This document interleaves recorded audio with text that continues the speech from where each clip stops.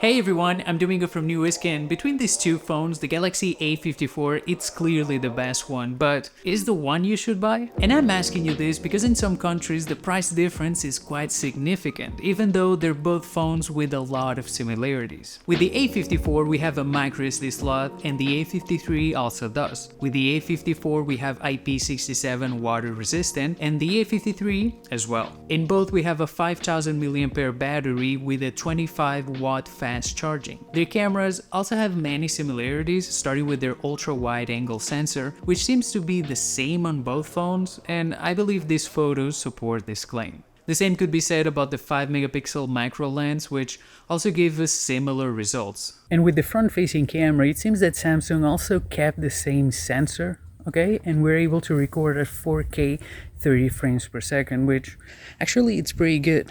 However, they need to improve their stabilization. It's great with the rear camera, but with the front one, well, it's lacking a bit. I mean, it's normal to maintain some specs between generations, but even the new ones that have changed, like the design, have some drawbacks. The A53, for example, has a pretty simple design, but in hand, it feels very good and comfortable, or at least a little bit more than what we have with the A54, which is more square. There's no argument the design was improved, but it loses in terms of ergonomics in several aspects. Now, when it comes to the screen, both phones look amazing, but the A54 is clearly brighter outdoors.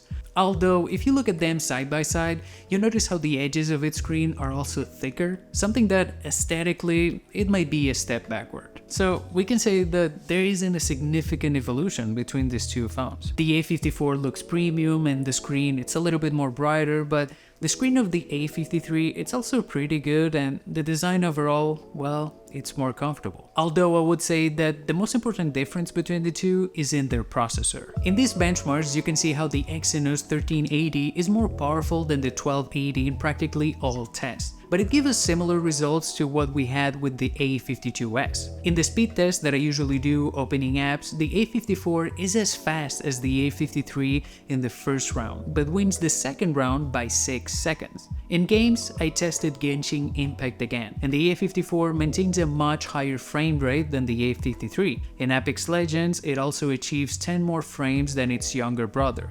But then, in PUBG Mobile, the roles are reversed. And the same happens in Brawl Stars, where the A53 is optimized to take advantage of its screen.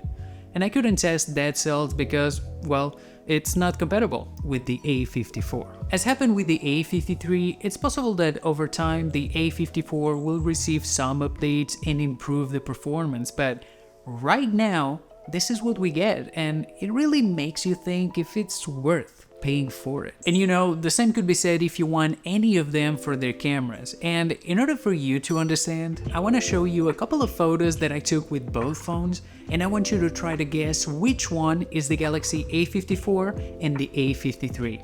I know, it's complicated since both devices give us extremely similar results, but the one on the left is the A54 and the one on the right, the A53. The only difference that I've noticed between the two is in their white balance, but also in exposure, which is more pronounced in the A53. Another difference I noticed is when recording with the main sensor, which you won't notice if you usually record videos without moving, but as soon as you do, you will notice how the stabilization of the A54 is slightly better, perhaps due to its new processor. However, I still think it's an aspect that Samsung should continue improving. Having said all this, I still believe the Galaxy A54 is the best one. However, if you can get the A53 for 100 or 150 less, well, then it becomes the best option for everything that I've shown you in this video. For $300, $400, or even $500, none of these will be my primary choice, as I've shown you on my other video of the best mid-range that you can buy right now.